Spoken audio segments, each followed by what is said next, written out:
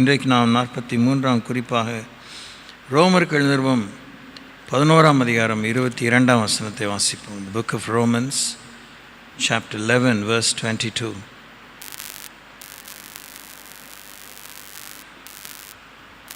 ஆகையால் தேவனுடைய தயவையும் கண்டிப்பையும் பார்.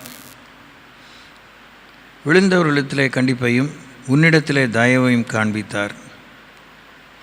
அந்த தயவிலே நிலைத்திருப்பாயானால் உனக்கு தயவு கிடைக்கும். நிலைத்திராவிட்டால் நீயும் வெட்டுண்டு போவாய்.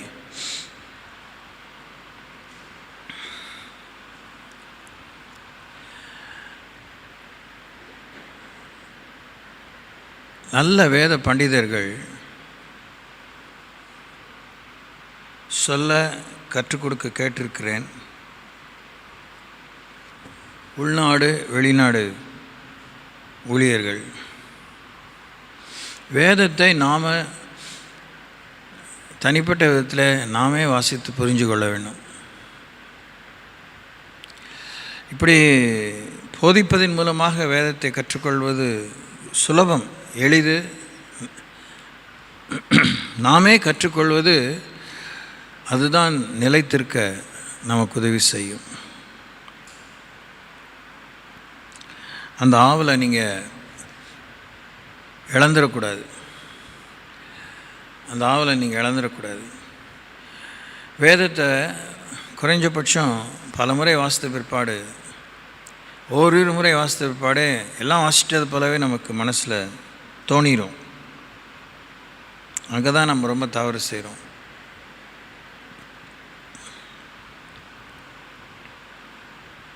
பழைய ஏற்பாடு எழுதி முடித்த பிற்பாடு புதிய ஏற்பாட்டு மக்களுக்கு கர்த்தராகிய இயேசு கிறிஸ்து பழைய ஏற்பாடை மேற்கோள் காட்டி பேசிக்கொண்டே இருந்திருக்கிறார். நாம் புதிய ஏற்பாட்டு கிறிஸ்தவர்கள் நமக்கு பழைய ஏற்பாடு கிடையாதுங்கிற ஒரு பெரிய நம்பிக்கை, இல்லை ஒரு அப்படிப்பட்டதான ஒரு அபிப்பிராயம் இந்த நவீன காலத்திலும் ஏற்பட தான் செய்திருக்கிறது. ஆனால் இயேசு பழைய ஏற்பாட்டிலிருந்து குறைந்தபட்சம் 40லேருந்து 60% அளவுக்கு மேற்கோள் காட்டி புதிய ஏற்பாட்டில் பேசியிருக்கிறார். இப்போ புதிய ஏற்பாட்டு வசனங்கள் ஒரு 100 வசனங்கள் தான் அப்படின்னு வச்சுக்கிட்டிங்கன்னா 40 வசனம் தான் புதிய ஏற்பாட்டு வசனம், மீதி 60 பழைய ஏற்பாடு தான். இதை நாம் ஏன் யோசிக்கணும் அப்படின்னா, திருப்பி இந்த வசனத்தை வாசிங்க. மேபி இங்கேருந்து வாசிக்கலாம். ரோமர்கள் 11ஆம் அதிகாரம் 13ஆம் வசனத்திலிருந்து. The book of Romans chapter 11 verses 13 onwards. புறஜாதியாராகிய உங்களுடனே பேசுகிறேன். கொஞ்ச நேரத்துக்கு முன்னாடி சொன்னேன்ல, இது நம்ம மறந்துடுவோம். நாமே படித்தாலே தான் மறந்துடுறோம். அதனால தான் வேதத்தை திருப்பி படிக்கணும். எவ்வளோ வேடிக்கையான விஷயம்னா, காலையில் என்ன சாப்பிட்டீங்க அப்படின்னு கேட்டால் மறந்துட்டேங்க. என்ன வழக்கமாக எங்கள் வீட்டில் தோசை இட்லி தான் சுடுவாங்க, அதாக தான் இருக்கும்.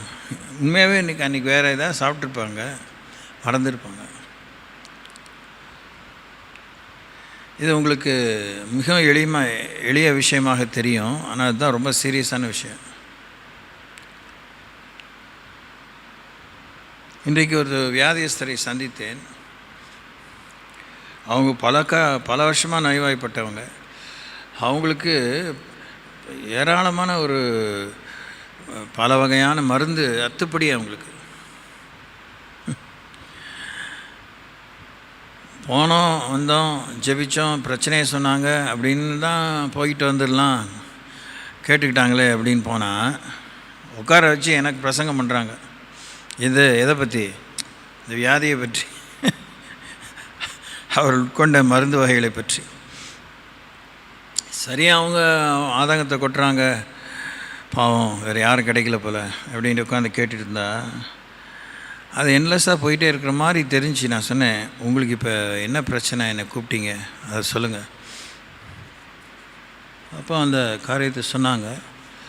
இப்போ தான் எனக்கு கொஞ்சம் நேரத்துக்கு முன்னாடி ஒரு 15 மினிட்ஸ் அப்படியே அட்டமழை மாதிரி இவ்வளோ காரியத்தை சொன்னீங்களே, அதில் அந்த மருந்துலாம் எனக்கும் பரிச்சயமான மருந்து தான். ஏன் அதெல்லாம் நீங்கள் செய்யலை? ஏன் அதெல்லாம் சாப்பிடல? அது சாப்பிட்ருந்தாலே இந்த மாதிரி உங்களுக்கு ஒரு படபடப்பு, இந்த மாதிரி ஒரு பதஷ்டம், ஒரு கவலை, ஒரு திகில்லாம் வந்திருக்கிறதுக்கு வாய்ப்பு இல்லையே. ஆமாம், செய்யலை. அழுத்தமாக சொல்கிறாங்க, ஆமாம் செய்யலை. இப்போ வாசிப்போம். அவங்களுக்கு தெரியுது, புறஜாதியார் அங்கே இங்கே உங்களுடனே பேசுகிறேன். புறஜாதிகளுக்கு நான் அப்போஸ்தலனாக இருக்கிறதுனால என் இனத்தாருக்குள்ளே நான் வைராக்கியத்தை எழுப்பி அவர்களில் சிலரை ரட்சிக்க வேண்டும் என்று என் ஊழியத்தை மேன்மைப்படுத்துகிறேன். அவர்களை தள்ளிவிடுதல் உலகத்தை ஒப்புரவாக்குதலாக இருக்க அவர்களை அங்கீகரித்து கொள்ளுதல் என்னமாயிராது? மரித்தோரிலிருந்து ஜீவன் உண்டானது போல் இருக்கும் அல்லவா?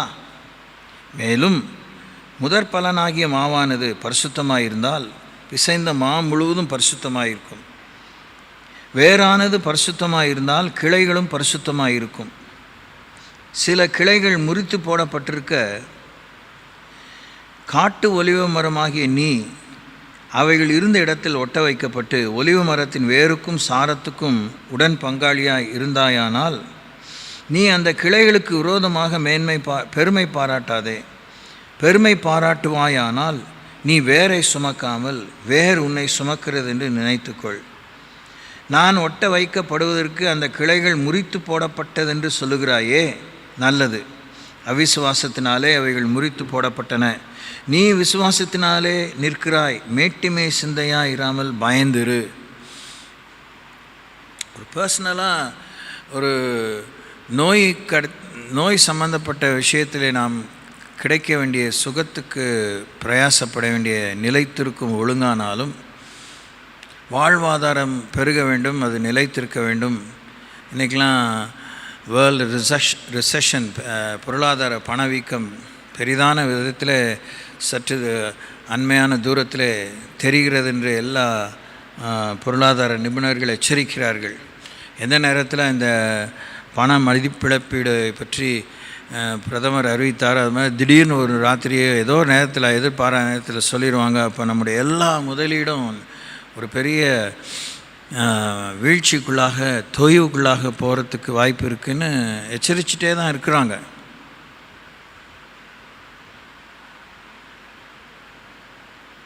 சரி, இன்னும் தொடர்ந்து வாசி அதை சொல்கிறேன் உங்களுக்கு. சுவாப கிளைகளை தேவன் தப்ப விடாதிருக்க 21ஆம் வசனம், உன்னையும் தப்ப விட மாட்டார் என்று எச்சரிக்கையாயிரு.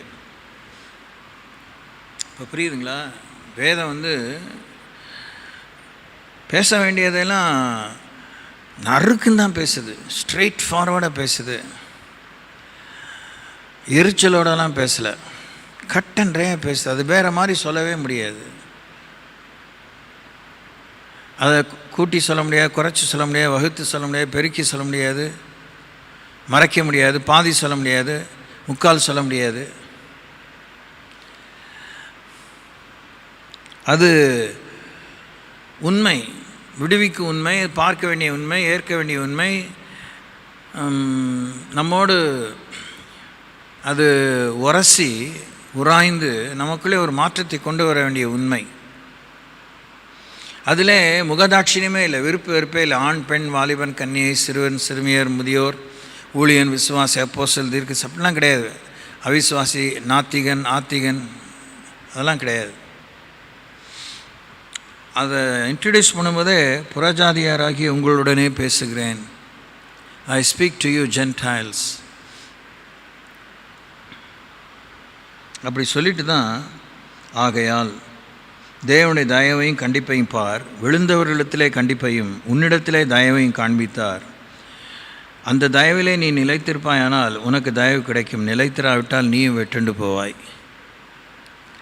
நிலைத்திருக்க வேண்டிய, தொடர்ந்து பின்பற்ற வேண்டிய, தொடர்ந்து கவனத்தை செலுத்த வேண்டிய, தொடர்ந்து ஏற்றுக்கொள்ள வேண்டிய எல்லா விஷயமும் தான் அவங்க சொன்ன மாதிரி மருந்து.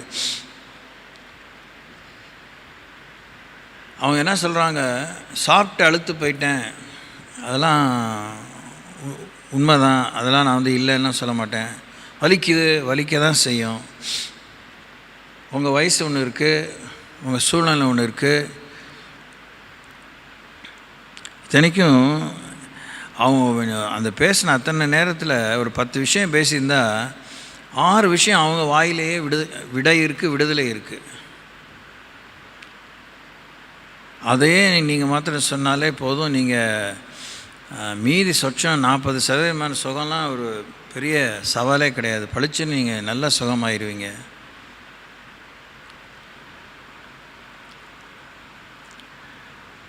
மனசு விட்டு போயிடுச்சு. அதுக்கு யார் என்ன செய்யலாம் நீங்கள் நினைக்கிறீங்க? உங்கள் வயசுக்கு அனுபவத்துக்கு உங்கள் மனசை நான் எடுத்துக்க முடியுமா? இல்லை நீங்கள் தான் கொடுத்துட முடியுமா? உங்கள் மனசுக்காக நான் வந்து அந்த வியாதியை தான் பகிர்ந்துக்க முடியுமா? என்ன தான் முரட்டுத்தனமாக யோசித்தாலும் அதெல்லாம் கொடுங்க, போதும், நீங்கள் இவ்வளோ வருஷமாக டயர்ட் ஆகிட்டீங்க, கிவ் இட் டு மீ அப்படின்னு நான் கேட்டால் நீங்கள் கொடுத்துட முடியுமா? நான் வாங்கிக்க முடியுமா? அதனால் உங்களுக்கு விடுதலை கிடச்சிருமா?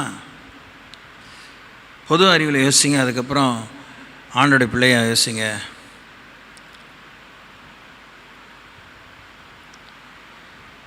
வேறு மாற்றுப்பாதை இல்லையா? நீங்கள் சொல்லுங்கள். இல்லைன்னா எனக்கு தெரிஞ்சதை சொல்கிறேன், ஏன்னா அதை தான் நான் கேட்டிருக்கேனே, எனக்கு தான் எனக்கு தெரியுமேம்பிங்க, நீங்களே சொல்லுங்கள் அப்படின்னு அவங்க சொல்கிறாங்க. நீங்கள் ரொம்பவே சிறப்பாக தான் சொல்கிறீங்க மாற்றுப்பாதையை பற்றி, அதையாவது செய்யுங்க.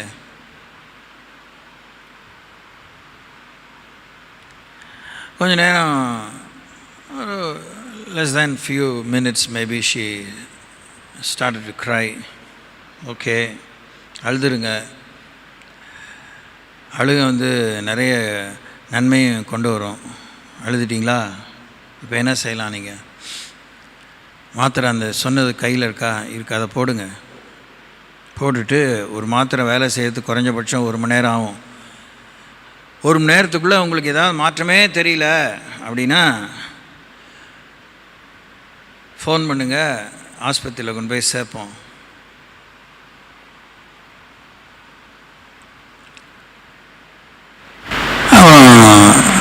மாத்திரையை போட்டாங்க.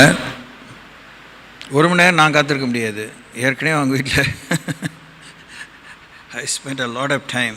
ஸோ சார், இப்போ நான் பிரசங்கம் பண்ணுற வரைக்கும் ஒரு ஃபோன் கிடையாது. I think the person should be well. பெரிய பூர்ண சுகம் ஆயிடுச்சு அப்படின்னாலும் வில்லங்க இல்லாமல் இருக்காங்கங்கிறது நான் நம்புகிறேன். காரியத்துக்கு வருவோம். நம்ம வாழ்க்கையில் நம்ம சந்திக்கிற சவால்கள், நாம் சந்திக்கிற கற்றுக்கொள்ள வேண்டிய மாதிரிகளெல்லாம் மாடல்ஸ்லாம் ரொம்ப பற்றாக்குறை உள்ளது. அற்புத தெய்வீசுவம் பெற்றவங்க கூட அவங்க சாட்சியை சொல்லுவாங்க, கேட்க அப்படியே மெய் சிலிர்க்கிறதா இருக்கலாம். ஓகே தான், எல்லாம் ஒன்றும் மிகைப்படுத்திலாம் சொல்லியிருக்க மாட்டாங்களும். ஆனால் அது நமக்கு ஃபிட் ஆகாது. சில நேரத்தில், பல நேரத்தில் ஃபிட் ஆகுது, சில நேரத்தில் கண்டிப்பாக ஃபிட் ஆகுது. நமக்கு ஒரே மாதிரி கர்த்தருடைய வார்த்தை தான். கர்த்தரை நேருக்கு நேராக வந்துலாம் பார்க்க முடியாது. வசனத்துக்கு தான் திரும்பணும், விடாமுயற்சியில் தான் இருக்கணும். நிலைத்திருப்பதை பற்றி தான் பேசுகிறோம். அதை தான் நீங்கள் இங்கே இந்த நரேஷனில் நீங்கள் கற்றுக்க வேண்டியது. அதான் டயர்டாகிடுச்சிங்க, அதெல்லாம் பார்த்தாச்சிங்க, அப்படி எல்லாமே தான் சொல்கிறோம். கேட்டாச்சுங்க, அங்கே போயிட்டு வந்தாச்சுங்க, விசாரிச்சாச்சுங்க அப்படிலாம் சொல்கிறோம். இன்னும் விசாரிக்க வேண்டிய, இன்னும் பார்க்க வேண்டிய, இன்னும் தேட வேண்டிய ஏதாவது ஒரு காரியம் இருக்கும். இல்லை, இந்த நேரம்னு ஒன்று இருக்கும்.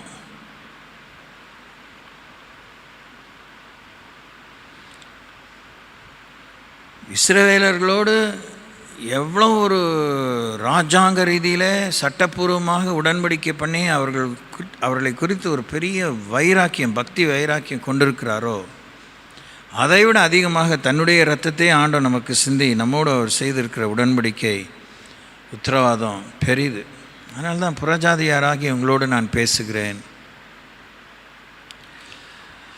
ஆமாம், அது ஒன்று சொல்லணும் மறந்தேன். இப்போ அவங்க அந்த பேசிகிட்டு இருக்கும்போது சொன்னாங்க, இவங்களுக்கெல்லாம் நடக்குதே, அவங்களுக்கெல்லாம் நடக்குதே. என்னுடைய சொந்தக்காரர் கூட சரி, இன்னும் யாராவது இருக்காங்களா லிஸ்ட்டில் அப்படிங்க. ஆமாம், உங்களுக்கு அப்படின்னாங்க. சொல்லுங்கள், நீங்கள் தான் சொல்கிறீங்க எல்லாம். எனக்கே நடக்கலன்னு கேட்குறீங்க, அதை ரொம்ப நாசுக்காக சொல்லிகிட்டு இருக்கீங்க, அப்படி தானே? உங்களுக்கு ஏன் நடக்கிறது உங்களுக்கே தெரியுமா? தெரியும்னாங்க. அப்புறம் ஏங்க என்கிட்ட கேட்குறீங்க? எனக்கு தெரியும் எனக்கு ஏன் நடக்கலைன்னு. அப்போ அந்த உங்கள்கிட்டே தான் விடை இருக்குது. அப்புறம் என்ன அந்த உங்களுடைய எல்லா டீட்டெயிலும் தெரியாத என்கிட்ட அந்த விடையை எப்படி கேட்குறீங்க? எனக்கு புரியல. இல்லை அந்த மாதிரி எந்த மாதிரி? அப்புறம் அதுக்கு ஒரு எக்ஸாம்பிள் சொல்கிறாங்க. அப்போ அந்த வியாதி உங்களுக்கு இருக்கா அப்படின்னு. என்ன நீங்கள் சொன்னீங்க அந்த மாதிரி, அந்த வியாதிக்கு அந்த மாதிரி தான் செய்ய முடியுமோ என்னவோ அந்த ஒரு உதவியும் விடுதலையும் கிடச்சிச்சு. நீங்கள் உடனே ஆங்கிறீங்க, நம்ம உயிர் போன மாதிரி. ஆனால் ஆசை மாத்திரம் அந்த மாதிரி நடக்கணும்னு ஆசைப்பட்றீங்களே. அன்புக்குரியவில் எவ்வளோ காலையில் இப்படி தான் நினச்சேன், சரி. ஆனால் பாடங்களை கற்றுக்கொள்ள தான் செய்கிறோம். நாம் அனைவரும் பல சூழலிலே பலர் மூலமாக பல காரியங்கள் மூலமாக தேவன் நமக்கு படிப்பித்து கொண்டே இருக்கிறார். நாம் ஒரு நிலையில் நிற்காமல் அலசடிப்பட்டுகிட்டே இருக்கிறோம், அலக்கழிக்கப்பட்டுகிட்டே இருக்கிறோம். இன்னும் அந்த ஒரு 40 minutes இருக்கும் இல்லை, 30 to 40 minutes அவங்க ஸ்டெடியாகவே இல்லை. நிறைய விஷயம் தெரியுது, அதில் கொஞ்சம் விஷயத்தில் கூட அவங்க மகா உறுதியாக இல்லை. அவங்க எதுலலாம் உறுதியாக இருக்கக்கூடாதோ அதிலலாம் ரொம்ப உறுதியாக இருக்கிறாங்க. எதெல்லாம் தேவையில்லாமல் நம்பவே கூடாதோ, சட்டையே பண்ணக்கூடாதோ அதெல்லாம் தலையில் தூக்கி வச்சுட்டு இருக்காங்க.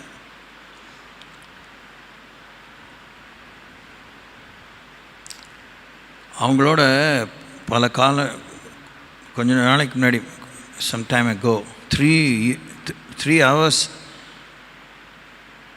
நேரம் போகிறனே தெரியாத அளவுக்கு பேசியிருக்கேன். அதை நினைவுபடுத்தினேன். அப்புறம் தான் அவங்க அழுதாங்க. இவ்வளோ நான் நினச்சி பார்க்கல. சரி, அதெல்லாம் விடுங்க. திருப்பி அதை எந்த புண்ணில் வேலை பாய்ச்சலாம், நான் இங்கே வரல. இவ்வளோ வாயிலேருந்து எல்லாத்தையும் சொல்ல முடியாது, வாய் வலிக்கும். அந்த அளவுக்கு எனக்கு நன்மை செஞ்சுருக்கிறாருங்க. அதையாவது நினச்சி நன்றி சொல்லுங்கள், சந்தோஷமாக இருங்க.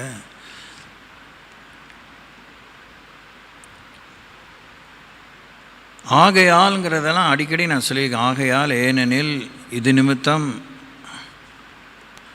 அப்படி கர்த்தர் அந்த 13ஆம் வசனத்தில் சொல்லிவிட்டு, ஆகையால் தேவனுடைய தயவையும் கண்டிப்பையும் பார். தயவாயும் இருக்கிறார், கண்டிப்பாக இருக்கிறார். அதில் அவங்களுக்கு ஒரு கம்ப்ளைண்ட் என்னென்னா, டாக்டர்கிட்ட போகக்கூடாதுன்னு இல்லை, போனால் அவர் தான் வராதிங்கன்னு சொல்லிடுவார். நான் அந்த மாதிரிலாம் அந்த காரியங்கள்லாம் செய்யலை. உங்களுக்கே தெரியுது, அவர் திட்டினா வாங்கிக்கோங்க. இப்போ என்ன போச்சு, உங்களுக்கு சுகம் வேணும், அவ்வளோதான். அவர் கடமையை தான் செய்கிறாரு. என்னம்மா உங்களுக்கு இவ்வளோ இருக்கிறதுலே ஒரு சிறப்பான மருந்தை கொடுத்தேன், அது சாப்பிடாமல் இப்படி பண்ணுது அப்படி பண்ணுதுங்கிறீங்களே. தேவனுடைய தயவையும் கண்டிப்பையும் பார். விழுந்தவர்களிடத்திலே கண்டிப்பையும் உன்னிடத்தில் தயவையும் காண்பித்தார். அந்த தயவில் நிலைத்திருப்பாயானால் உனக்கு தயவு கிடைக்கும், நிலைத்திராவிட்டால் நீயும் வெட்டுண்டு போவாய். That's a very painful statement. Okay, அந்த ஒரு போர்ஷனே நிறைய தான் அந்த ரோமருக்கு எழுதின 11ஆம் அதிகாரம் முழுசு வாசிங்க. அது நித்திய ரட்சிப்பை பற்றி, இஸ்ரவேலர் எப்படி சேர்த்துக்க போகிறாரு, எப்படி சேர்த்துக்க மாட்டார், சேர்த்துக்க வைராக்கியமாக இருந்தாலும் சேர முடியாமல் போயிடுவாங்க. அவங்கள பெரிய புத்திசாலித்தனமாக சுட்டி காண்பித்து நாம் தப்பு கணக்கு போட்டுருந்தால் நமக்கு உள்ளதும் போச்சு நொல்லக்கண்ணான்னு ஆயிடுவோங்கிறதையும் ஆண்டவர் எழுதி வச்சுருக்கார்.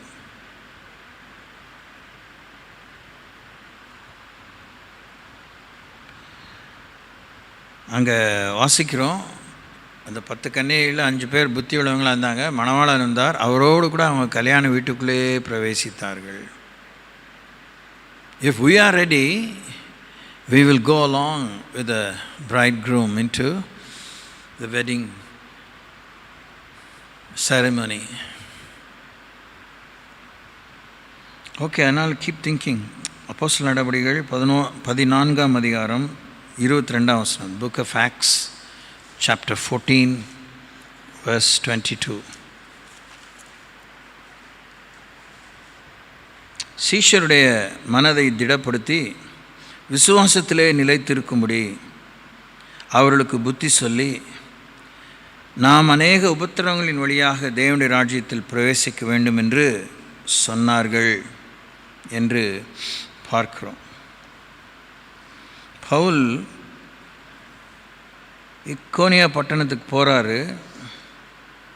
அங்கே ஒரு சம்பவம் நடக்கிறது. பவுலை ஆண்டவர் வல்லமையாக லீஸ்திராவுக்கு போகிறார். அங்கேருந்து அதுக்கப்புறம் அவரை ஆண்டவர் உபயோகிக்கிறார். ஓகே, லீஸ்திராவில் ஒருவன் தன் தாயின் வயிற்றில் பிறந்தது முதல் சப்பானியாக இருந்து 14:8 ஒருபோதும் நடவாமல் கால்கள் வழங்காதவனாய் உட்கார்ந்து பவுல் பேசுகிறதை கேட்டுக்கொண்டான். அவனை பவுல் உற்று பார்த்து, ரட்சிப்புக்கேற்ற விசுவாசம் உண்டென்ற கண்டு, நீ எழுந்து காலொன்றி நிமிர்ந்து நெல் என்று உரத்த சத்தத்தோடே சொன்னான். உடனே அவன் குதித்தெழுந்து நடந்தான். பவுல் செய்ததை ஜனங்கள் கண்டு, தேவர்கள் மனு எடுத்து நம்மிடத்தில் இறங்கி வந்தார்கள் என்று லிக்கோவேனியா பாஷையிலே சத்தமிட்டு சொல்லி, பர்னபாவை யூபித்தர் என்றும் பவுல் பிரசங்கத்தை நடத்தினோன் ஆனபடியால் அவனை மெர்க்குரி என்றும் சொன்னார்கள். அல்லாமலும் பட்டணத்துக்கு முன்னே இருந்த யூபித்தருடைய கோயில் பூசாரி எருதுகளையும் பூ மாலைகளையும் வாசலண்டையிலே கொண்டு வந்து ஜனங்களோட கூட அவர்களுக்கு பலியிட மனதாயிருந்தான். அப்போஸ்தலராகிய பர்னபாவும் பவுலும் அதை கேட்ட பொழுது தங்கள் வஸ்திரங்களை கிழித்து கொண்டு கூட்டத்துக்குள்ளே ஓடி உரத்த சத்தமாய், மனுஷரே, ஏன் இப்படி செய்கிறீர்கள்? நாங்களும் உங்களைப் போல பாடுள்ள மனுஷர் தானே. எல்லாரும் சொல்லுங்கள், நாங்களும் உங்களைப் போல பாடுள்ள மனுஷர் தானே. சொல்லுங்கள். இது சப்பக்கட்டுக்காக நம்ம யூஸ் பண்ணக்கூடாத ரொம்ப சரியான அவசியமான நிதானத்தை நமக்கு அவசியமான அளவுக்கு, இன்னும் ஜாஸ்தியும் வேண்டாம் குறைச்சுவேன், கரெக்டான ஒரு சிட்டிகை தான் தேவைப்பட்டாலும் அந்த ஒரு சிட்டிகை அளவே நாமும் பாடுள்ள மனுஷர்கள் தானேங்கிற அறிவு நமக்கு தேவை. அப்போ தான் பல ஏமாற்றங்களிலிருந்து விடுதலை பெற முடியும். ஒரே நேரத்தில் பல விஷயங்களில் ஏமாறலாம். ஒரு நேரத்தில் ஒரே ஒரு விஷயம் மாத்திரம் அப்படியே நம்மை கலங்கடிக்கக்கூடிய அளவுக்கு ஏமாறலாம். இப்படி நிறைய இருக்குது. நமக்கு தேவைப்படுற அந்த நிதானம், அது நமக்கு கர்த்தருடைய வார்த்தையின் மேலே நாம் செலுத்தி அதுக்கு எப்படி முக்கியத்துவம் கொடுக்க வேண்டுமோ, எதை மையப்படுத்த வேண்டுமோ, எதை ஒதுக்க வேண்டுமோ, ஏற்றுக்கொள்ள வேண்டுமோ, எதை அதான் எனக்கு தெரியுமேங்கிற மாதிரி இருந்தாலும் அது எனக்கு திருப்பி தெரியணும், இன்னும் தெளிவு எனக்கு வேணுங்கிறது தெரிஞ்சுக்கணும். அது அந்த வார்த்தையை திருப்பி நான் சொல்கிறேன். ஏதோ ஒரு விஷயம் வச்சுக்கோங்களேன், அதெல்லாம் எனக்கு ரொம்ப அத்துப்படிங்க, நான் வரிசையாகவும் கிரமமாக ஒப்பிப்பேன், தலைகளாகவும் ஒப்பிப்பேங்கிற மாதிரிலாம் இருக்கலாம். அதெல்லாம் ஓகே தான். ஆனாலுமே அதை பற்றி இன்னும் ஒரு தெளிவு, அதை பற்றி இன்னும் ஒரு உறுதி, அதை பற்றி இன்னும் ஒரு ஆவல், அதை பற்றி இன்னொரு உற்சாகம், அதை பற்றி இன்னொரு கவனம்.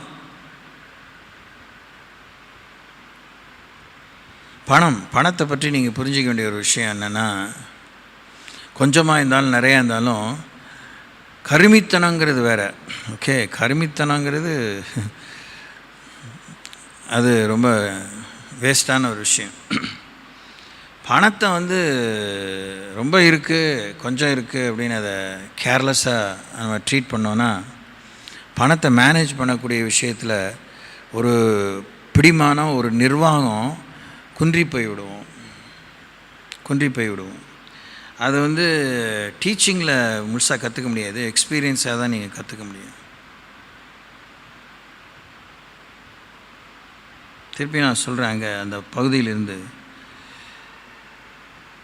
ஏன் இப்படி செய்கிறீர்கள்? நாங்களும் உங்களைப் போல மனுஷர் தானே. நீங்கள் இந்த வீணான தேவர்களை விட்டு வானத்தையும் பூமியையும் சமுத்திரத்தையும் அவையுள்ள யாவற்றையும் உண்டாக்கின ஜீவனுள்ள தேவனத்திற்கு திரும்ப வேண்டும் என்று உங்களுக்கு பிரசங்கிக்கிறோம். சென்ற காலங்களில் அவர் சகல ஜனங்களையும் தங்கள் தங்கள் வழிகளில் நடக்க விட்டிருந்தும் சொல்கிறாங்க. அவங்க சென்ற காலங்களில், அது எத்தனையோ ஆண்டுகளான நூற்றாண்டுகளாக இருக்கலாம், 1000ஆம் ஆண்டு காலங்களாக இருக்கலாம், சென்ற காலங்களில் அவர் சகல ஜனங்களையும் தங்கள் தங்கள் வழிகளிலே நடக்க விட்டிருந்தும் அவர் நன்மை செய்து வந்து வானத்திலிருந்து மலைகளையும் செழிப்புள்ள காலங்களை நமக்கு தந்து ஆகாரத்தினாலும் சந்தோஷத்தினால் நம்முடைய இருதயங்களை நிரப்பி இவ்விதமாய் அவர் தம்மை குறித்து சாட்சி விளங்க பண்ணாதிருந்ததில்லை என்றார்கள். கர்த்தர் தம்மை குறித்து சாட்சி விளங்க பண்ணிக்கொண்டே தான் இருந்து கொண்டிருக்கிறார். இப்படி அவர்கள் சொல்லியும் தங்களுக்கு ஜனங்கள் பலியிடாதபடிக்கு அவர்களை அமர்த்துகிறது அரிதாக இருந்தது. அதுதான் மூர்க்கம், வெறி, மதீனம், துணிகரம், அந்த பைத்தியக்காரத்தனம், அந்த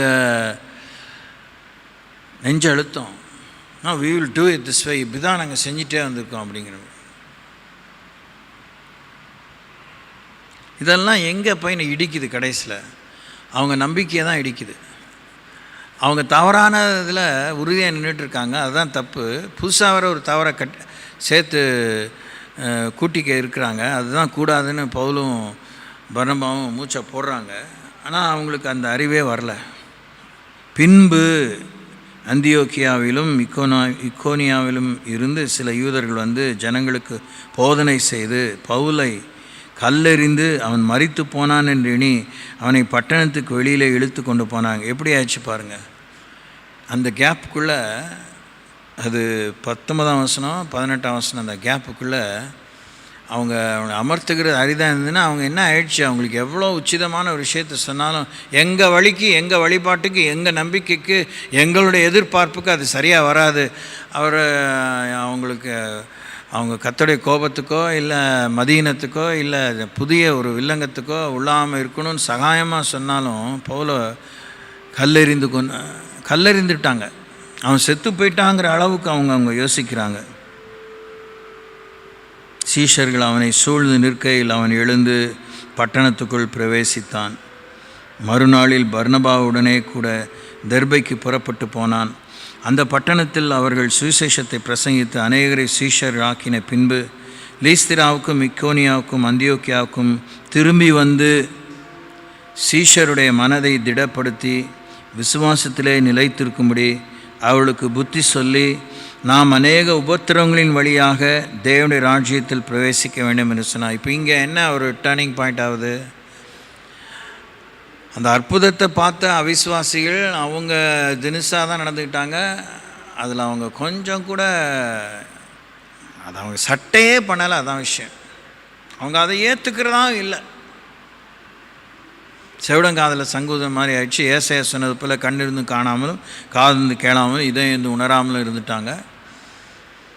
ஒரு உச்சக்கட்டத்துக்கு போய் பவுலை கல்லறிந்து கொல்லணும் தான் கல்லறிந்தாங்க. செத்து போயிட்டான்னு நினச்சி பட்டணத்துக்கு வெளியில் விடுறாங்க.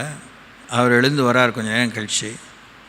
ஆனால் இதை கண்டு ஐயோ இவ்வளோ நல்ல காரியத்தை செஞ்சு நம்முடைய ஊழியக்காரர் இறந்துட்டாரே, இப்படி ஆயிடுச்சே, நமக்கு என்ன சொச்ச காலம் எப்படி ஓட்டோன்னு நினைக்கும்போது ஊருக்குள்ளே வந்தோடனே திரும்பியும் அந்தியோக்கியாவுக்கும் லிக்கோனியாவுக்கும் வந்து சீஷர்களை திடப்படுத்தி அவங்க மனசை திடப்படுத்தி விசுவாசத்திலே நிலைத்திருக்கும்படி. Praise the Lord. அதான் நாம் நம்பின நம்பிக்கையில் நாம் காமிக்கிற மாம்ச வைராக்கியத்தினால சில காரியம் நடக்காமல் போயிடும், எதிர்ப்பை சந்திக்க வேண்டியிருக்கும், ஒரு சீர்திருத்தம் அடையும்படி தேவன் ஒரு சிக்ஷையை அனுப்புவார். இப்படிப்பட்ட ஒரு எக்ஸ்ட்ரீமாக ஒரு சம்பவம் நடக்க, ஆனாலும் நாம் மறிக்க தேவன் விடமாட்டார். நாம் தெளிந்த புத்தியோடு நமது திருப்பணியை செய்வதற்கு திரும்பி எழணும். அவரை யாரை ஜெபம் பண்ணி லாசர்வே வெளியே வா பவுலை எழுந்து அப்படின்லாம் சொல்லவே இல்லை. அதெல்லாம் நம்ம கவனிக்க வேண்டிய விஷயம். அதெல்லாம் எழுதப்படலை. ஆனால் பால் took the initiative to rise up and come back to the place where he was persecuted. எங்கே அவர் துன்பப்படுத்தப்பட்டாரோ அந்த இடத்துக்கே திரும்பி வரார். அங்கே இந்த உபதேசத்தை கண்டு ஆண்டிடத்தில் நம்பிக்கையாக இருந்த புதிய சீஷர்கள் அவங்களாம் கலங்கி இருப்பாங்க, அவங்களாம் ஒரு மாதிரி குழம்பி இருப்பாங்க. இது என்ன மார்க்கமோ, இது என்ன உபதேசமோ, இது என்ன விளைவோ, இப்படிலாம் நம்ம சந்திக்க வேண்டியிருக்குமோ அப்படின்னு தடுமாறி இருப்பாங்க. அவங்க மனதை திடப்படுத்தி விசுவாசத்திலே நிலைத்திருக்கும்படி அவர்களுக்கு போதித்தான். அல்லேலூயா, அல்லேலூயா. சாதாரணமாக நிலைத்திருக்கிறதே நமக்கு இந்த நிறைய ஃபேஷனபிள் இஷ்யூஸ், கல்ச்சரல் அப்ஹீவல், கவர்ச்சிகரமான விஷயங்கள், வியாபாரத்தில் உண்டாகிற விளம்பர கவர்ச்சிகள், இதெல்லாம் நம்முடைய பேராசையை தூண்டிக்கொண்டே இருக்கின்றன. அதற்கெல்லாம் நம்ம நேரம் எடுத்து செலவழிக்காமல் இருந்தாலும் அதுவே நம்மளை தேடி நம்முடைய கவனத்தை ஈர்க்கிறது. நாமும் பட்டும் படாமல் தொட்டும் தொடாமல் ஈர்க்கப்பட்டு குழம்பி இருக்கோம்.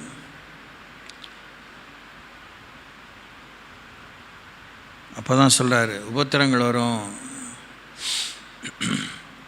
உலகம் கொடுக்குற மேன்மை, உலகம் கொடுக்குற சௌகரியம், உலகம் கொடுக்குற இந்த காரியத்தில் கர்த்தருடைய ராஜ்யத்தினுடைய சத்தியத்துக்காக விசுவாசத்தில் நிலைத்திருக்கும்படியான சோதனை வரும்போது நமக்கு பலவீனம், தடுமாற்றம் ஏற்படும். அதை பற்றி சந்தேகப்படாமல் இந்த உபத்திரங்கள் வழியாக போகணும், அப்படி தான் பரலோக ராஜ்யத்துக்கு போய் சேரணும் அப்படிங்கிறத நம்ம ஞாபகப்படுத்திக்கணும். இதில் வெளிப்படையாக நிதர்சனமாக தான் சொல்லப்பட்டிருக்கு. எதுவுமே முட்டாள்தனமாக எதையும் செய்யலை. புரியுதா? அவங்க அறியாமையில் செஞ்சாங்க. அந்த ஊர் ஜனங்க, ஆண்டவரை ஏற்றுக்கொண்ட சீடர்கள் கலங்கி போய் தடுமாறி பின்மாற்றம் அடையக்கூடாதுன்னு அவங்களுக்கு போதனையும் ஆலோசனையும் புத்தியும் சொன்னார். அவங்க தப்பு செஞ்சு போய் அடி வாங்கலை, கர்த்தருடைய சத்தியத்தை கைக்கொண்டு இந்த உபத்திரவங்களை சந்திக்க நேர்ந்தது. ஓகே, இறுதியாக அப்போஸ்தலர் 11:23, the book of Acts of Apostles chapter 11 verse 23. அவன் போய் சேர்ந்து தேவனுடைய கிருபையை கண்டபோது சந்தோஷப்பட்டு கர்த்தரிடத்தில் மன நிர்ணயமாய் நிலைத்திருக்கும்படி எல்லாருக்கும் புத்தி சொன்னான். ஓகே, இங்கேருந்து வாசிப்போம். 10ஆம் வசனத்தில், இப்படி 3 தரம் சம்பவித்த பின்பு எல்லாம் வானத்திற்கு திரும்பி எடுத்து கொள்ளப்பட்டது. உடனே செசரியாவிலிருந்து பவுல் சொல்கிறாரு, என்னிடத்துக்கு அனுப்பப்பட்ட 3 மனுஷன் நான் இருந்த வீட்டுக்குள் நின்றார்கள். நான் ஒன்றுக்கும் சந்தேகப்படாமல் அவர்களோடு கூட போகும்படி ஆவியானவர் எனக்கு கட்டளையிட்டார். சகோதரராகி இந்த 6 பேரும் என்னோடு கூட வந்தார்கள். அந்த வீட்டுக்குள் பிரவேசித்தோம். அவனோ தன் வீட்டில் தேவதூதன் நிற்கிறதை கண்டதாகவும், யோப்பா பட்டணத்தில் பேதுரு என்னும் மறுபேர் கொண்ட சீமோனை அழைக்கும்படி மனுஷரை அவ்விடத்திற்கு அனுப்பு, நீயும் உன் வீட்டார் அனைவரும் ரட்சிக்கப்படுவதற்கான வார்த்தைகளை அவன் உனக்கு சொல்லுவான் என்று அந்த தூதன் தனக்கு சொன்னதாகவும் எங்களுக்கு அறிவித்தான். இந்த தூதர்களுடைய விஷயங்களை பற்றி பார்க்கும்போது பவுலே ரொம்ப தெளிவாக சொல்கிறாரு. கர்த்தர் நமக்கு ஒப்புவித்த நற்செய்தியை விட மேன்மையாகவோ இன்னும் கலர்ஃபுல்லாகவோ அதிக நம்பத்தக்க காரியத்தை கூட்டி சொல்கிறதாவோ ஒரு தேவதூதன் சொன்னால் அதை ஏற்றுக்கொள்ளக்கூடாது. அவன் மீறுகிறான், அவன் சபிக்கப்பட்டவனாக இருக்க கடவுனுங்கிற அளவுக்கு பவுல் மகா அதிகாரத்தோடு கூட தேவதூதர்களையும் கடிந்து கொள்கிறதை பார்க்கிறோம். கர்த்தருடைய வார்த்தையை மிஞ்சி வெளிப்பாடு இல்லை, கர்த்தருடைய வார்த்தையை மிஞ்சி புரிதல் இல்லை, கர்த்தருடைய வார்த்தையை மிஞ்சி தேவனுடைய எதிர்பார்ப்பே இல்லை. கர்த்தருடைய வார்த்தையை மிஞ்சி தேவன் நம்மகிட்ட எதையுமே எதிர்பார்க்கறது இல்லை. மலை ஏறு, மடு இறங்கு, குழியை தாண்டு, குழியில் விழு, இதெல்லாம் அவர் சொல்கிறதே கிடையாது. அப்போது அந்த தேவதூதன் என்ன சொல்லியிருக்கிறான், நீயும் வீட்டார் அனைவரும் ரட்சிக்கப்படுவதற்கான வார்த்தைகளை அவன் உனக்கு சொல்லுவான் என்று அந்த தூதன் தனக்கு சொன்னதாக எங்களுக்கு அறிவித்தான். எவ்வளோ ஒரு மரியாதையான ஒரு விஷயம், எவ்வளோ ஒரு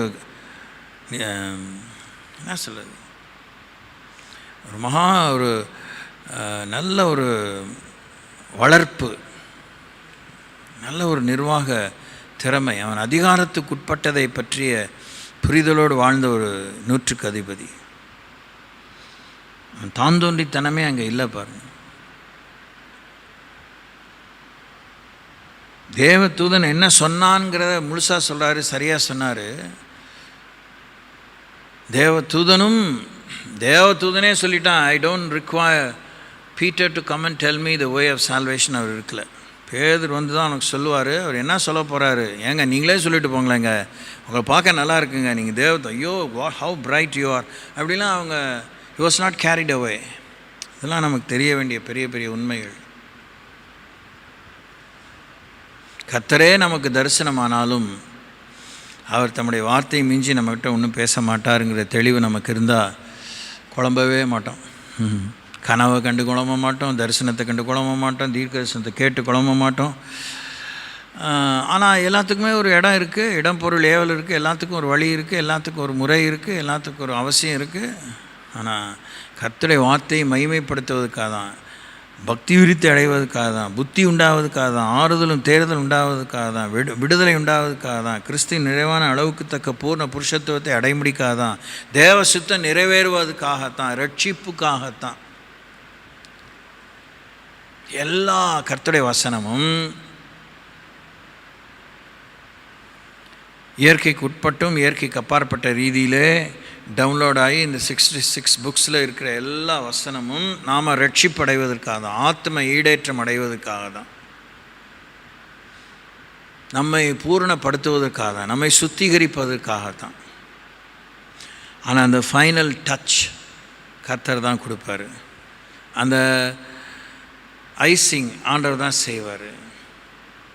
கரைதிரையற்ற மாசற்ற கன்னிகையாக ஆண்டவர் நம்மை திருவசனம் என்கிற தண்ணீர் முழுக்கி நம்மை சுத்திகரித்து தமக்கு முன்பாக நிறுத்தி கொள்வதற்கு தம்மை தாமே ஒப்பு கொடுத்தாருங்கிறத செஞ்சு முடித்த பிற்பாடு நாம் எடுத்துக்கொள்ளப்படுவதற்கு அப்படி முழுமை பெற்றவர்களாக ஆயத்தமாகிவிடுவோம். அவரோடு பறந்து போன பிற்பாடு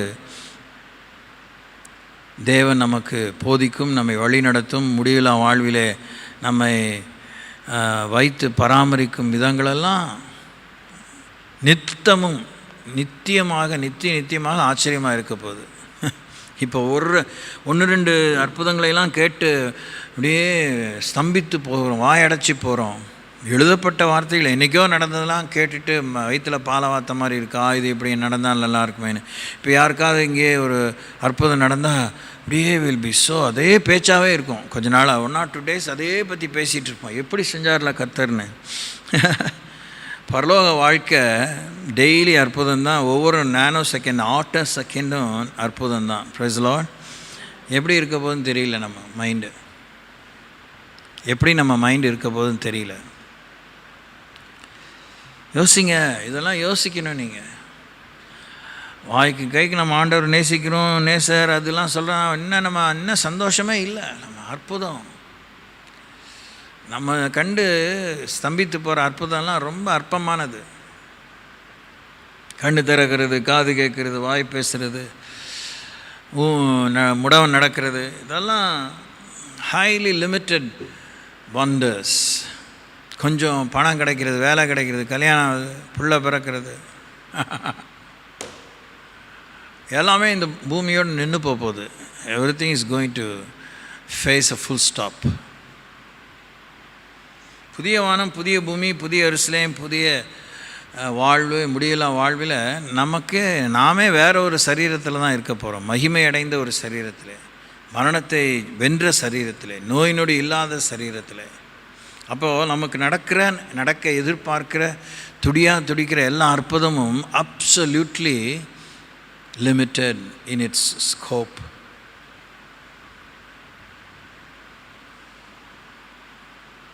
ஹல்லேலூயா. அவரை நோக்கி பாருங்கள். சரி, அப்படியே வாசிக்கிறோம்.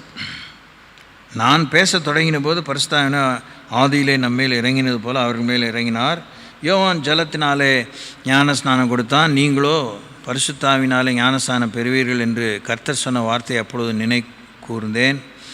அதனால் கர்த்தராகிய இயேசு கிறிஸ்துவை விசுவாசித்திருக்கிற நமக்கு தேவன் வரத்தை அனுகிரகித்தது போல அவர்களுக்கும் அந்த வரத்தை அனுகிரகம் பண்ணியிருக்கும்போது தேவனை தடுக்கிறதுக்கு நான் எம்மாத்திரம் என்றான். இவைகளை அவர்கள் கேட்ட பொழுது அமர்ந்திருந்து, அப்படியானால் ஜீவனுக்கு ஏதுவான மனம் திரும்புதலை தேவன் புறஜாதியாருக்கும் அருளி செய்தார் என்று சொல்லி தேவனை மகிமைப்படுத்தினார்கள். ஸ்தேவா நிமித்தமாய் எழும்பின உபத்திரவத்தினாலே சிதறப்பட்டவர்கள் சுவிசேஷ வசனத்தை யூதர்களுக்குள்ளே அன்றி மற்ற ஒருவருக்கு அறிவியாமல் பெனிக்கே நாடு, சீப்புரு தீவு, அந்தியோக்கியா பட்டணம் வரைக்கும் சுற்றி திரிந்தார்கள். அவர்களில் சீப்புருவாரும் சீரேனை பட்டணத்தாருமாகிய சிலர் அந்தியோக்கியா பட்டணத்துக்கு வந்து கிரேக்கருடனே பேச கர்த்தராகிய இயேசு கிறிஸ்துவை குறித்து பிரசங்கித்தார்கள். கிரேக்கருடனே பேசி கர்த்தராகிய இயேசு கிறிஸ்துவை குறித்து பிரசங்கித்தார்கள். கர்த்தருடைய கரம் அவர்களோட கூட இருந்தது. அநேக ஜனங்கள் விசுவாசிகளாகி கர்த்தரிடத்தில் திரும்பினார்கள். எருசலேமில் உள்ள சபையார் இந்த காரியங்களை குறித்து கேள்விப்பட்ட போது அந்தியோக்கியா வரைக்கும் போகும்படி பர்னபாவை அனுப்பினார்கள். அவன் போய் சேர்ந்து தேவனுடைய கிருபையை கண்டபோது சந்தோஷப்பட்டு கர்த்தரிடத்தில் மன நிர்ணயமாய் நிலைத்திருக்கும்படி எல்லாருக்கும் புத்தி சொன்னான். எல்லாருக்கும் இருக்கிற ஒரு பாடையில் போகிற வரைக்கும் இருக்கக்கூடிய சோதனைன்னு கொஞ்சம் மிக இல்லாமல் சற்று அழுத்தமாகத்தான் சொல்கிறேன். நமக்கு நடக்கிற அற்புதங்களை கண்டு நம்ம மூலமாகவே அற்புதங்கள் நடந்தால் நம்ம கண்ணும் மனசும் நம்ம இதயமும் வார்த்தையும் பேச்சும் ஈடுபாடும் வாழ்வழிக்கு வார்த்தையானவரான முடிவில்லா வாழ்வை என்னென்னைக்கும் ஜீவித்திருக்கிற ஜீவனும் தீர்காயுசமான இயேசு விட்டு விலகிடக்கூடாது. Praise the Lord. கர்த்தரிடத்திலே மாத்திரம் மன நிர்ணயமாய் நிலைத்திருக்கும்படி புத்தி சொன்னான். கட்சி கட்டிக்கிட்டு ஆட்களை சேர்த்துடக்கூடாது. வரங்களை நம்பி ஆண்டவரை விட்டு விலகிடக்கூடாது. எல்லாமே ஒரு சோதனை தான் அன்புக்குரியவர்களே. வரமே கொடுக்காம நம்ம சோதிக்கிற ஒரு சோதனை தான். வரங்களை கொடுத்து நம்மை சோதிக்கிறதும் சோதனை தான். வரங்களின் மன்னவனை எப்படி நம்ம மதிக்கிறோம், எப்படி முக்கியப்படுத்துகிறோம், அதுதான் விஷயம். ரொம்ப காலமாக நான் யோசிப்பதுண்டு, யோசிச்சிட்டே தான் இருக்கிறேன் அடிக்கடி. இன்றைக்கி சொல்கிறதுக்கு நேரம் வாயில் வந்துடுச்சு, நம்ம மறந்துடக்கூடாது. ஐயோ கடவுளே.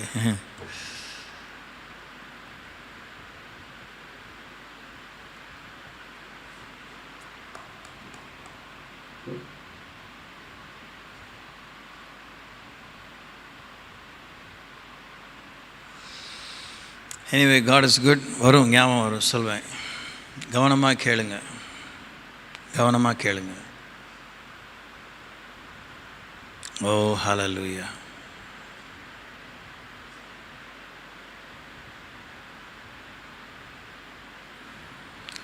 கர்த்தரை நம்ம எவ்வளோ ருசி பார்த்தாலும் கர்த்தருக்காக அவர் எதுவுமே நமக்கு செய்யணுங்கிற கடமைப்பட்டவராக இல்லாமல் அவர் நம்ம தொடர்ந்து ஆனந்த களிப்போடு, ஆனந்த மகிழ்ச்சியோடு, முகமலர்ச்சியோடு, மனமகிழ்ச்சியோடு பின்பற்றுவது என்பது, தேவன் நம்மளை உயர்த்தி தூக்கி பிடிச்சு கொண்டாடுவார். அந்த சப்பனியால் பாடுற ஒரு வசனம் சொல்கிறது போல், அவர் நம்மேல் மகிழ்ந்து கம்பீரமாக ஜெய கீதங்களை பாடுவார். He will sing songs of victory over us.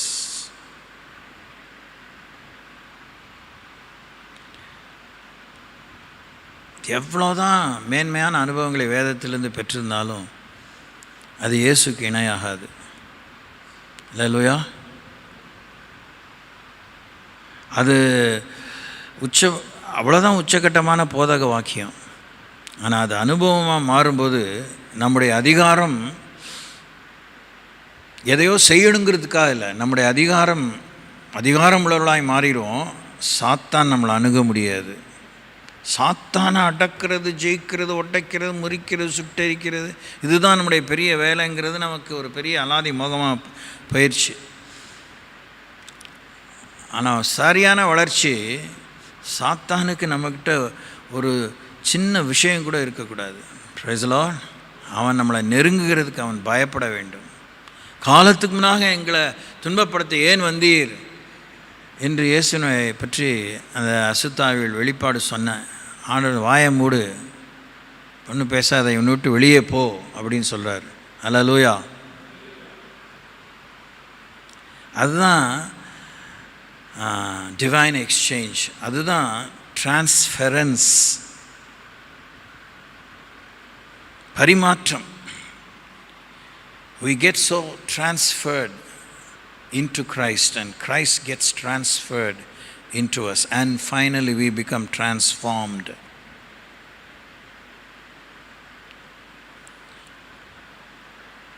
ஒரு வசனத்தை சொல்லி நான் நிறைவு செய்ய விரும்புகிறேன். இதை பற்றி நாம் திரும்பி யோசிக்க இருக்கிறோம் என்பது என்னுடைய மனதிலே படுகிற ஒரு காரியம். லூக்கா எழுதின சுவிசேஷம் 1ஆம் அதிகாரம்.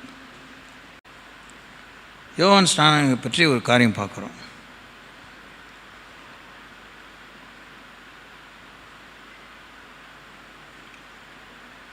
பதிமூணாம் வசனத்தில் தூதன் அவனை நோக்கி, சகரியாவே பயப்படாதே, உன் வேண்டுதல் கேட்கப்பட்டது. உன் மனைவியாகிய எலிசபெத்து உனக்கு ஒரு குமாரனை பெறுவாள். அவனுக்கு யோவான் என்று பெயரிடுவாயாக. உனக்கு சந்தோஷமும் மகிழ்ச்சியும் உண்டாகும். அவன் பிறப்பு நிமித்தம் அநேகர் சந்தோஷப்படுவார்கள். அவன் கர்த்தருக்கு முன்பாக பெரியவனாயிருப்பான். திராட்சை ரசமும் மதுபானம் குடியான். தன் தாயின் வயிற்றில் இருக்கும்போதே பரிசுத்தாவினால் நிரப்பப்பட்டிருப்பான். அவன் இஸ்ரவேல் சந்ததியாரில் அநேகரை அவர்கள் தேவனாகிய கர்த்தரிடத்திற்கு திருப்புவான். பிதாக்களுடைய இருதயங்களை பிள்ளைகளிடத்திற்கும் கீழ்ப்படியாதவர்களை நீதிமான்களுடைய ஞானத்திற்கும் திருப்பி உத்தமமான ஜனத்தை கர்த்தருக்கு ஆயத்தப்படுத்தும்படியாக. சொல்லுங்கள், உத்தமமான ஜனத்தை கர்த்தருக்கு ஆயத்தப்படுத்தும்படியாக அவன் எலியாவின் ஆவியும் பலமும் உடையவனாய் அவருக்கு முன்னே நடப்பான் என்றான். இதுதான் நம்ம எல்லார் மேலும் வைக்கப்பட்டிருக்கிற ஒரு அதி உச்சபட்சமான ஒரு அழைப்பின் மகத்துவம், பரிசுத்தத்தின் மகத்துவம், மீட்பின் மகத்துவம். இதற்காக நாம் அழைக்கப்பட்டிருக்கிறோம். இந்த மகத்துவமான விஷயத்திலே நாம் நிலைத்திருக்கணும். கர்த்தரிடத்திலே மன நிர்ணயமாய் மாத்திரம் நிலைத்திருக்கும்படி அவர்களுக்கு புத்தி சொன்னான்.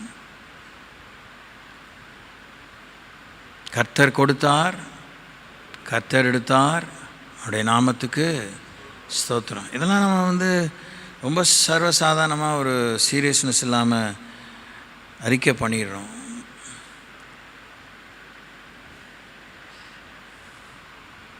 அதை விமர்சிக்கிற வேத பண்டிதர்கள் இருக்கிறாங்க. என்னுடைய அபிப்பிராயத்தில் இது எனக்கு இன்னும் முழுசாக கரகண்ட ஞானம் இதை பற்றி இல்லை. ஆனால் ஆவியானவர் யோபனுடைய சரித்திரத்தை மோசே கொண்டு எழுதும்போது, மோசே தான் அதை எழுதியிருக்கிறதாக பல யூத வேத பண்டிதர்களே கருதுகிறார்கள். ஸோ யோபு அவருடைய அந்த நிலை தடுமாறாமல் நிலை கொண்டிருந்த நிலையிலே அவர் சொன்ன ஒரு மகா உச்சிதமான, வெரி வேல்யூபிள், ப்ரெஷஸ், உச்சக்கட்டமான, உயர்தரமான ஒரு அறிக்கை தான், கர்த்தர் கொடுத்தார், கர்த்தர் எடுத்தார், அவருடைய நாமத்துக்கு ஸ்தோத்திரம்.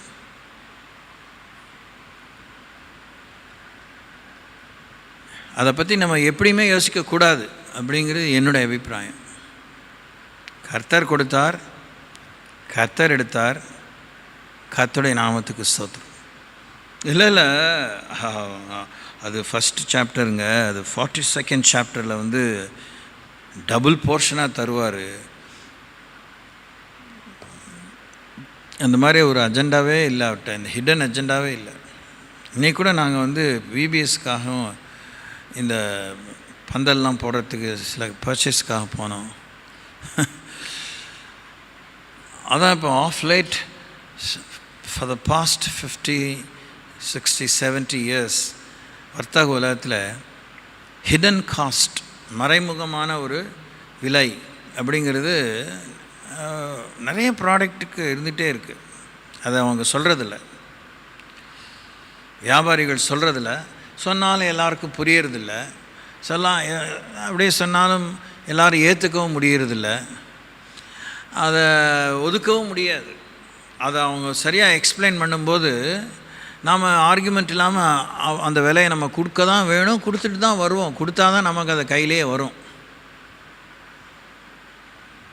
இல்லை இன்றைக்கி தயவு பண்ணி குறைச்சா நல்லாயிருக்கும். அதான் இன்றைக்கி அந்த தாத்தா அவ்வளோ ஃபேண்டாஸ்டிக்காக சிம்பிளாக எக்ஸ்பிளைன் பண்ணிட்டார். சரி, அவரை பார்த்தா நான் நினைக்கிறேன் அவர் பெரிய காலேஜ் போனவர் அதெல்லாம் எனக்கு அவசியம் இல்லை. அவருக்கு அந்த அனுபவம் அறிவில் அப்படியே ஒரு லெஸ் தென் அ மினிட், ஒரு நிமிஷத்துக்கு கீழே பழிச்சுன்னு என்ன தம்பி இப்படி சொல்கிறீங்க அப்படின்ட்டு சொல்லும்போது, சொல்லுங்கள் எவ்வளோ ஆர்கியூமெண்ட் இல்லாமல் அந்த பணத்தை சந்தோஷமாக கொடுத்துட்டு வந்தோம். இல்லை இவன் வந்து என்னை என் பாக்கெட்லேருந்து 100 ரூபாய்க்கு பதிலாக 120 ரூபா உருவுறான் அப்படிங்கிற ஒரு யோசனை அவ்வப்பொழுது எழத்தான் செய்து, தோணத்தான் செய்து. இன்றைக்கி அந்த தாத்தா பிரமாதமாக அடுத்து சொன்னார். அப்புறம் நான் வந்து ஆர்கியூ பண்ணவே இல்லை.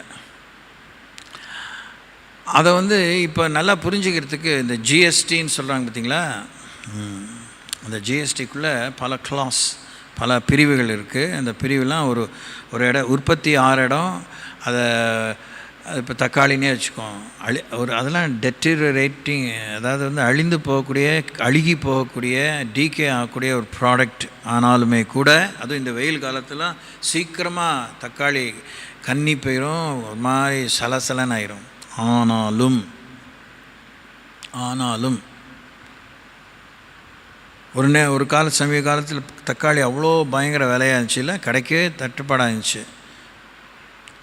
வெங்காயம் இது மாதிரிலாம் அந்த உற்பத்தி ஆகிற இடத்துலேருந்து அதை திரும்பி ஏற்றி அதை ஒரு டிரான்ஸ்போர்ட்டபிள் ப்ராடக்டாக பேக் பண்ணி எவ்வளோ பேர் அதில் வேலை செய்கிறாங்க, லட்சமான மக்கள் வேலை செய்கிறாங்க. ஒரு மாநிலத்துக்குள்ளாகவே, ஒரு தேசத்துக்குள்ளாகவே டிரான்ஸ்போர்ட், பேக்கேஜிங், திரும்பி இறக்குறது, ஏற்றுறது, அதனுடைய வேர் அண்ட் டேர், எல்லாருமே இப்படி ஐயோ தக்காளி பார்த்து நசிக்கிற போது சும்மா ஏங்க தொட்டுகிட்டே எடுக்கிறீங்க. மார்க்கெட்டில் போனால் அதை எடுத்திங்களா போயிட்டே இருங்க, ஏதோ போட்டு எப்படின்னா அது இதாகிடும், வச்சுட்டு போயிங்க சார், அவங்க வாங்க வேணாம் அப்படிலாம் சொல்லுவாங்க. இப்படி அது நம்ம கையில் வந்து ஒரு ஷேப்பில் 40 ருபீஸ் கிலோனாலும் 100 ரூபா ஒரு கிலோனாலும் வந்து சேரத்துக்கு ஒரு செயினாக 10 பேர் அதுக்காக வேலை செய்கிறாங்க. ஒவ்வொருத்தருக்கும் ஒவ்வொரு ஸ்டேஜ்லேயும் கூலி, எல்லாம் ஃப்ரீயாக செய்கிறதில்ல. எல்லாம் ஃப்ரீயாக செய்ய முடியுமா? அப்புறம் அவங்க வாழ்வாதாரம் என்ன வருது? அதெல்லாம் சேர்ந்து தான் 1 கிலோ தக்காளி 40 ரூபா. ஆனால் நீங்கள் அதை பார்த்து வேதனையான ஒரு விஷயம் என்னென்னா, அதை மாடு மாதிரி உழைச்சி வெயிலையும் மழையிலையும் அந்த சீதோஷனை பார்த்து லட்சமாக தக்காளி உருவாகிறதுக்கு பிரயாசத்தை கொடுக்குற விவசாயிக்கு 1 கிலோ தக்காளி அவன் எடுக்கும்போது எவ்வளோ வாங்குகிறான்? 10 பைசா, 1 ரூபா, 2 ரூபா, சீசனை பொறுத்து. ஆனால் இங்கே விற்கிறது 40 ரூபா. 100 ரூபா விற்கும்போது அங்கே அவன் 5 ரூபா கொடுத்துருப்பான், இல்லை 10 ரூபா கொடுத்துருப்பான். அதனால தான் அவன் சொல்கிறான், என் உழைப்புக்கு மதிப்பு கொடுங்க, என் ப்ராடக்ட்டுக்கு மதிப்பு கொடுங்க. நான் அழுகின தக்காளி விவசாயம் பண்ணி கொடுத்தா வாங்கிக்குவீங்களா? அப்படிலாம் அதெல்லாம் யாரும் காதில் போட்டுக்கிறது இல்லை. ஆனால் அதில் அடுத்த துக்கம் என்னென்னா, அவன் லட்சமாக உற்பத்தி பண்ணி வச்சுக்க முடியாது. போயா உனக்கு வேணா வாயா வயிற்று வலினா வச்சுக்க முடியாது. அவங்ககிட்ட பெரிய கிடங்கு கிடையாது, it doesn't have big storage houses. அது இருந்தே கெட்டு போயிடும். உழைப்பும் போச்சு, பணமும் போச்சு, எதுவுமே கிடைக்காது. சரி, கிடைச்ச வரைக்கும் லாபம், நின்னா ஆபத்து. மாங்காய் நின்னா ஆபத்து, தள்ளி விட்டுட்டே இருக்கிறான்.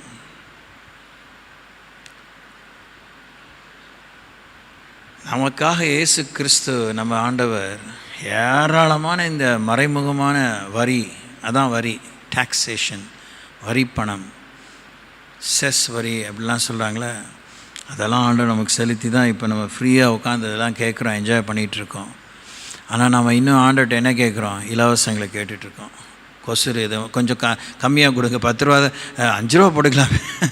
அவர் ஒவ்வொரு 10 ரூபா சாமான் நம்மக்கிட்ட வரத்துக்கு அவர் 100 ரூபா பின்னாடி செலவு பண்ணியிருக்காரு. ஸ்தோத்திரிப்போம். கண்களை மூடுவோம், உய்த்துணர்வோம்.